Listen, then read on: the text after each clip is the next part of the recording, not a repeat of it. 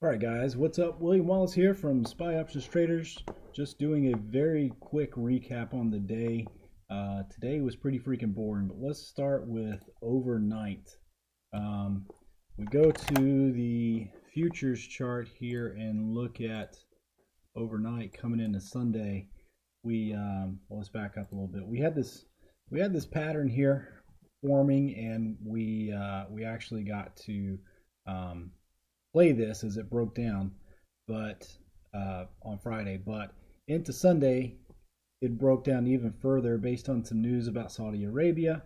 It actually broke down more than I thought it would based on that news, but well supported here at 29.90. So we got a nice little bump, and you can see the hourly chart is moved from being this strong downtrend back up to an uptrend, is pointing up now.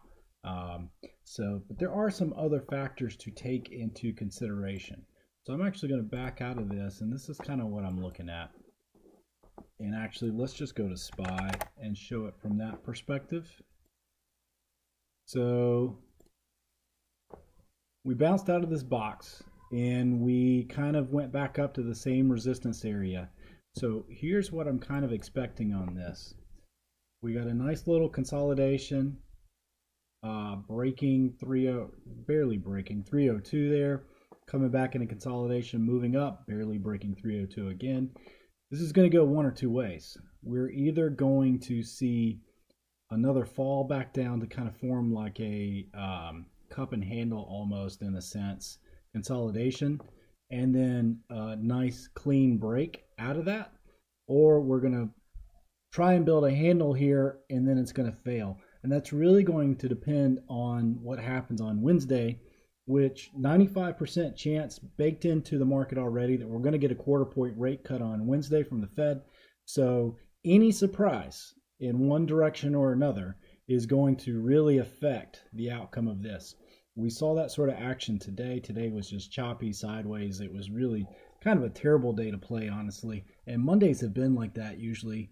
The overnight session seems to take up all the fun, and so we ended up with this gap down, and then we really didn't get much action to play into. So here's what I'm kind of looking at on this with the chart coming into Tuesday is we closed here right at the, let's see, we closed right beneath the daily 5 moving average. So the 5 MA was at 318. We closed at 316. And so what I'm thinking is that we're going to get a down day tomorrow. Possibly we end up with a down overnight and then a bounce and then a down into Wednesday. And that's going to put us sort of neutral somewhere here, definitely above 296, but probably somewhere around 298.